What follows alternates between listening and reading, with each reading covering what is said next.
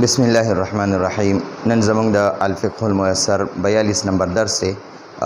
نن به ان شاء الله مونږ د دې سپلو چپلو وغیرہ او د موضوع وغیرہ باره کې خبره کو چې چپلې یا موزي وغیرہ یا سپلې دا ناپاک شي پلیتی شي دا بسنګ پاکیږي.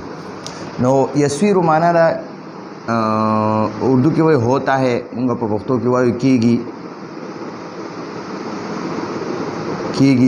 الحذاء حذاء معنا دا اردو کې ورته جوته وای، مونږ ورته چپل وایو، چپلې سپلې وغیرہ.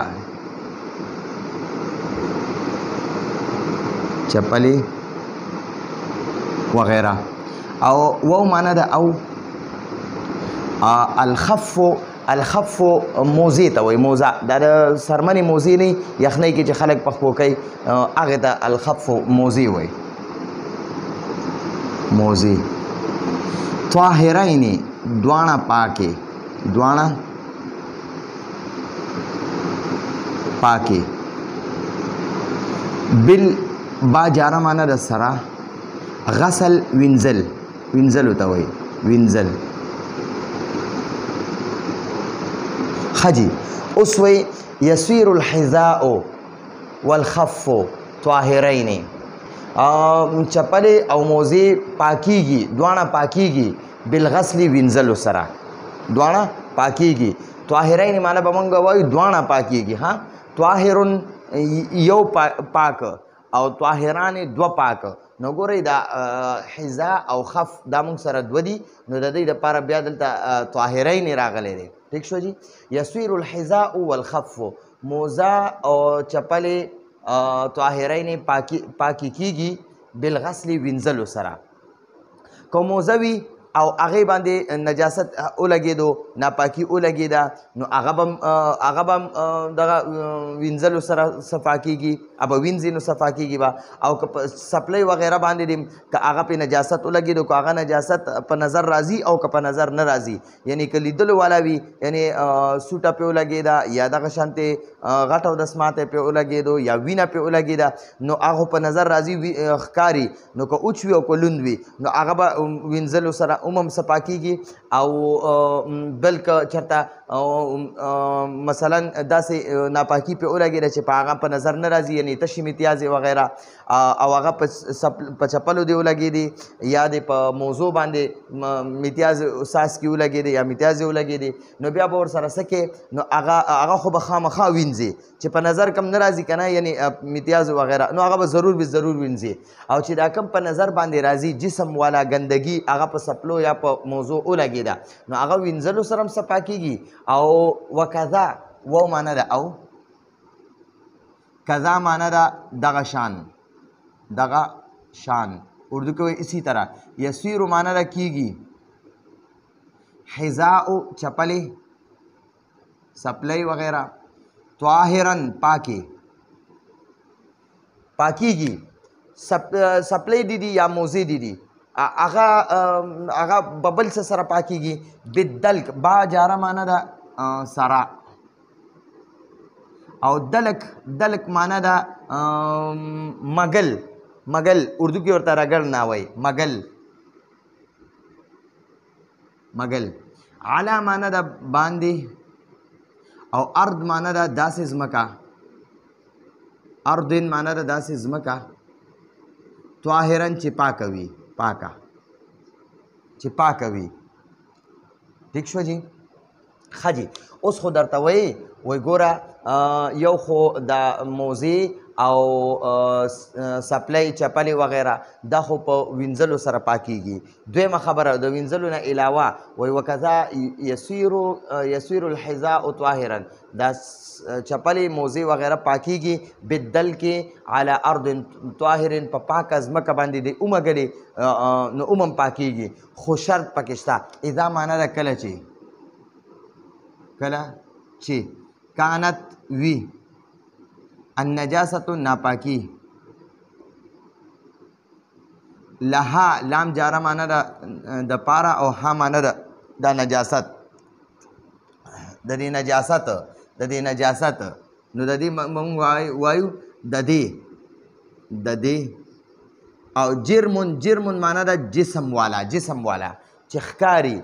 مثلا سوټه ده دا د په چپله وغیره ولري نو د سوټې جسم شته که نه. او وګوره یو ناپاکي داسې وي چې د هغې جسم نه وي، میتیازې دي هغه اوچې شوې نو د هغې جسم نشته نه ښکاري. او سوټه ده د څاروي وغیره زناور وغیره نو یا غټ او دسماته شو یا وینه شوه نو هغه جسمدارې دي د هغه ښکاري. نو جرمون معنا ده جسمدار، جسم والا. سواء معنا ده برابره خبره ده یا یو خبره ده، یو خبره ده یا برابره خبره ده. دواړه معنی کولی شي. د سواء معنی دواړه کولی شي، برابره خبره ده یا یو خبره ده. کانت معنی ده وی، النجاست معنی ده ناپاکی، ناپاکی وی. رطبتن معنی ده لمده، اردو کې ورته وایي ګیله، لمده. او معنی ده یا. کانت معنی ده وی. جافتن معنی ده اوچ، خشک.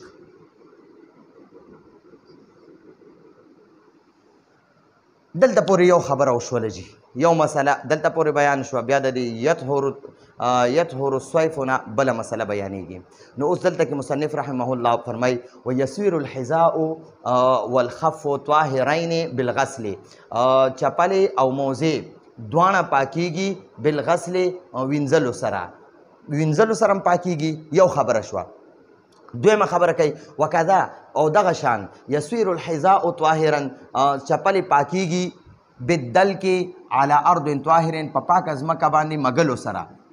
که وینځې نه نو په پاکه ځمکه باندې ومږه. خو هغې کې یو شرط دا دی اذا کانت النجاست، کله چې نجاست وي د دې نجاست دپاره وي، لها معنه ده دپاره او د لام جاره معنی د پاره او ها معنی د نجاست. د دې نجاست د پاره وي جرم جسم، یعنی مطلب دا دی چې کله دا نجاست جسمدار وي، جسمدار دا ناپاکي جسمدار وي نو بیا په ځمکه باندې اومږه چپله یا موزه نو اومم پاکه شوه. سواء و یو خبره ده، یو شان خبره ده. کانت النجاست که دا نجاست وي رطبتا لوند او وکانت جافتا او که اوچ وي. دلته کې مصنف رحمه الله فرمایي وایي ګوره یو خو چپله یا موزه په دې باندې که ناپاکي ولګېده نو وینځلو سره هم پاکې شوې. دا یو خبره شوه. دویمه خبره که وینځې نه نو او په دې چپله باندې یا په دې موزه باندې دا ناپاکي ښکاري، جسمداره وي. جرمون معنا ده جسم والا چې ښکاري، یعنی مطلب سوټه شوه یا غټ او دسماته شو یا وینه شوه، دا چې په چپله یا په موزه باندې ولګي نو ښکاري که نه جي، تاسو ته پته نه که نه ښکاري. نو بیا به هغې سره ته څه کې، بیا به هغې سره په دې حالت کې ته دا چپله یا دا موزه په ځمکه باندې کلکه ومږه. خو دلته شرط ورکړی دی چې دا ناپاکي ګورې جسمداره وي، جسمداره بدن، یعنی مطلب دا دی چې هغه اوچه شي او د هغې هغه شکل ښکاري. نو یو شان خبره ده که دا اوچه شي او که لمده وي. دا ناپاکي په چپله سپلۍ باندې ولګېده نو که اوس په موزه باندې مو لګېده نو که دا ناپاکي شرط پکې دا دی چې دا ناپاکي جسمداره وي. نو که دا اوچه وي او که لمده وي نو په دواړو حالتو کې ستا دغه چې ده دا چپله یا موزه دا پاکیږي. صحیح شوه جي؟ دا یو خبره شوه. اوس درته دویمه مسله وایي یطهر معنه ده پاکیږي، پاکیږي. الصیف، صیف تورې ته وایي، توره، تلوار، توره. و معنی ده او. سکین چاړه ته وایي، چاړه. و معنی ده او. مرآت شیشې ته وایي، شیشه، دا مخ کتلو والا شیشه چی. و معنی ده او.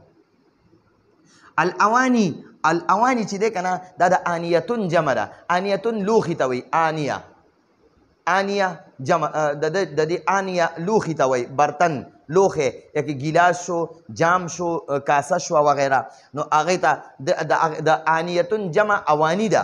اوانی داسې لوښي، والاوانی او لوښي. و معنی ده او. اوانی معنی ده لوښي.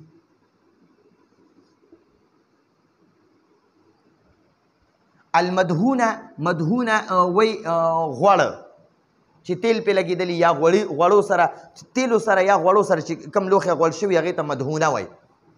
مدهون معنی ده غوړ. او با معنی ده سره، او مسح معنا ده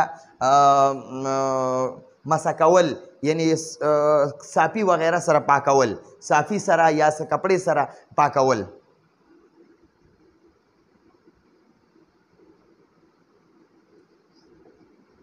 کپڑے وغیره سره پاکول. اوس واوره جی ويطهر الصيف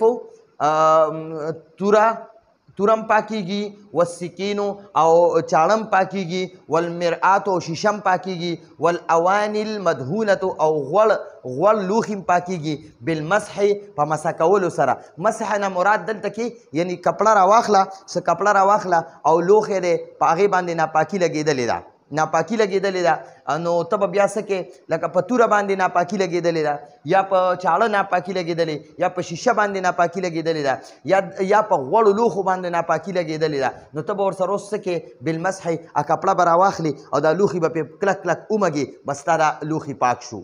که هر قسمه نجاست حقیقیه پې لګېدلې وي، که په هغې باندې سوټې لګېدلې وي، که وینه پې لګېدلې وي، که ته په دې لوښو باندې هر یو څیز لګېدلی وي، ته به دې سره څه کې، ته به دې سره داسې وکړې چې یا خو اول پاک ووینځه، که اوبه نه وي نو بیا به یو کپړه راواخلي او په هغې باندې به دا ناپاکي د دې لوښو د دې تورې ده، دغه شان د دې چړې ده، د شیشې ده، دا به کلکه کلکه ومږې دې سره به دغه پاک شي، نو بس بالکل دا صفا شو، دا بیا استعمالولی شي. نو دا دوه مسلې بیانې شوې. یو خو وایي چې چپلې یا موزې دا په اوبو سره هم پاکېږي، او که په دغه چپلو یا موزو باندې جسم والا دغه ولګي، ناپاکي ولګي، نو دا که اوبه نه وي یا اوبو باندې نه وینځي نو بیا په ځمکه باندې پاک کلک کلک ومږه نو اوم بیا برابر پاکیږي. او دلته وایي شرط پکې دا دی، سواء یو خبره ده، کانت النجاسة رطبة او کانت جافة. رطبة معنی ده که دا ناپاکي لمده وي، او کانت جافة یا که دا ناپاکي اوچه وي، په دواړو حالت کې ته دا چپله یا موزه دا دغه پسې ومږه، په ځمکه پسې ومږه، بس دا پاکه شوه. بیا درته وایي ويطهر الصيف، دغه شان که ناپاکي په توره باندې لګېدلې وي نو دا پاکیږي، په اوبو سره هم پاکیږي، او که په اوبو سره نه وینځي نو بالمسح په مسح کولو سره یعنی کلک کلک مږلو سره هم پاکیږي.